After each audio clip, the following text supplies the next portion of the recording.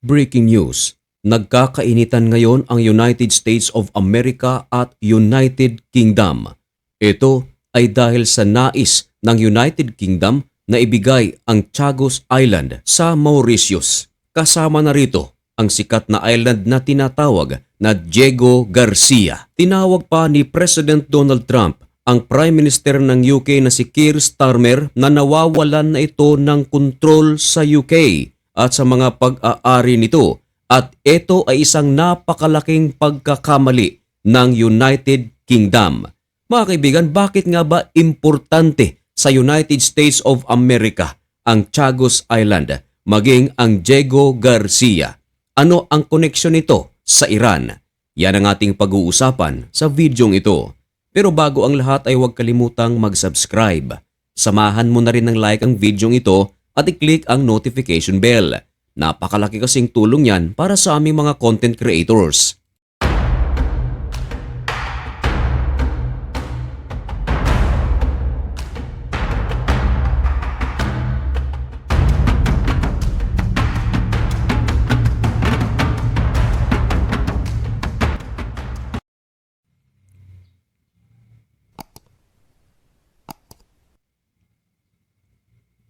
Maligayang pagbabalik mga kaibigan. Kumusta kayong lahat? Ngayon ay February 19, 2026 at nagbabaga at napakabagong balita ang ating ihahatid sa inyo. Ito mga kaibigan ay tungkol sa United States of America at United Kingdom. Nagkakainitan ang dalawang ito. Tinawag pa ni US President Donald Trump ang Prime Minister ng UK na si Keir Starmer na nawawala na ito ng kontrol, at itinuturing ni US President Donald Trump ang plano ngayon ni Keir Starmer na isang napakalaking pagkakamali ng United Kingdom. Dahil kung gagawin daw ito ni Keir Starmer, malalagay sa alanganin ang seguridad ng buong Europa, hindi lang ng Europa maging ang United States of America. At upang maintindihan natin ng mabuti mga kaibigan, alamin muna natin ang mga bagay na ito. Kung ano nga ba ang Mauritius, ano nga ba ang Chagos Islands, ano nga ba ang Diego Garcia, at bakit mahalaga ito sa Amerika, at bakit mahalaga din ito sa ibang mga bansa. Well, ganito mga kaibigan, ang Diego Garcia ay isa sa mga isla na kung saan sakop ito ng tinatawag na Chagos Islands.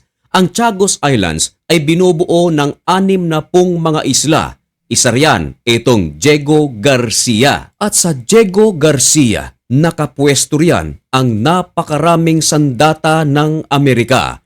May mga fighter jets, may mga warships, may mga heavy equipments, submarines, at kung ano-ano pa. Nariyan din ang napakalaking puwersa ng United Kingdom.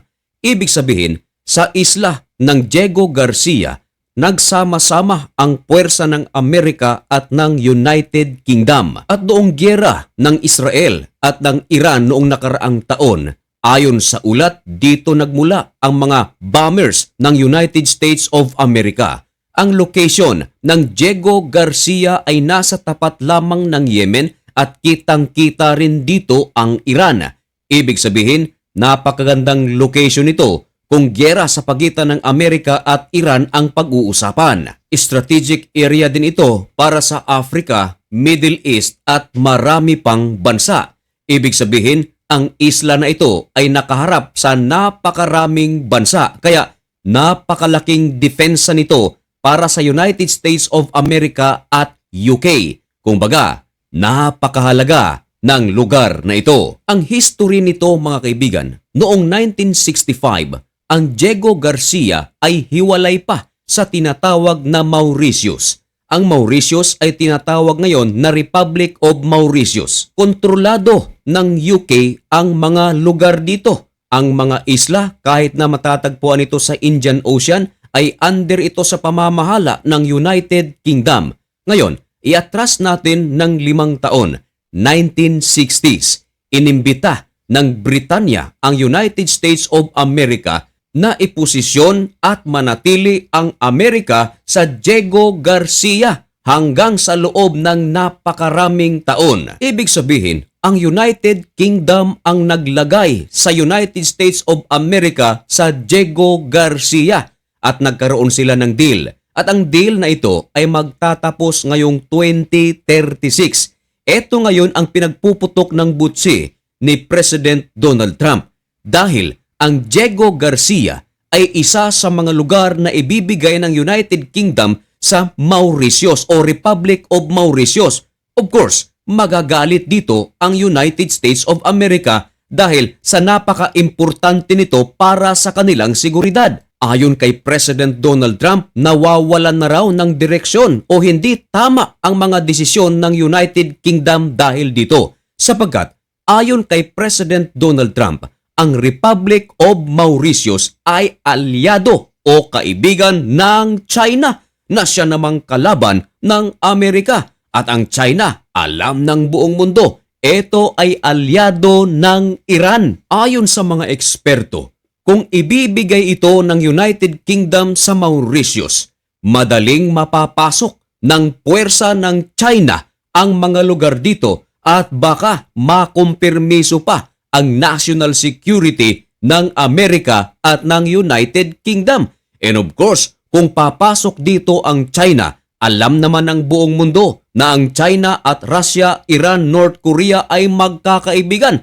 Tapos magkakaroon pa ito ng koneksyon sa Mauritius. Ibig sabihin, magkakaroon ng tulay ang nasabing mga bansa upang pasukin ang Europe at Amerika. Kaya ayon kay President Donald Trump, isang napakalaking pagkakamali ang gagawin ng United Kingdom.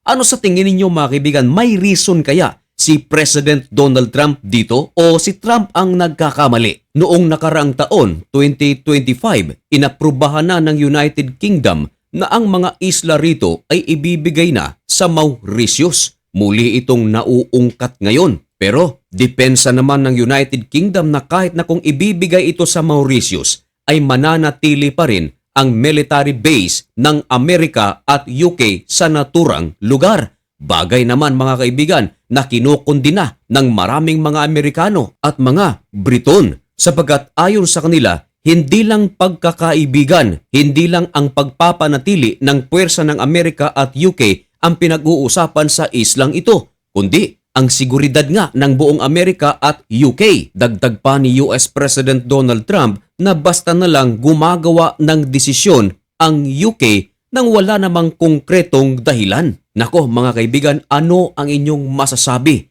tungkol sa usaping ito? Ngayon nga ay nagkakainitan ang United States of America at UK. Ipaalam ang inyong mga komento at opinyon dyan sa comment section at malugod ko po iyang babasahin. At mga kaibigan, hanggang dito na lamang muna ang video ito. May God bless you and thank you so much for watching. Goodbye!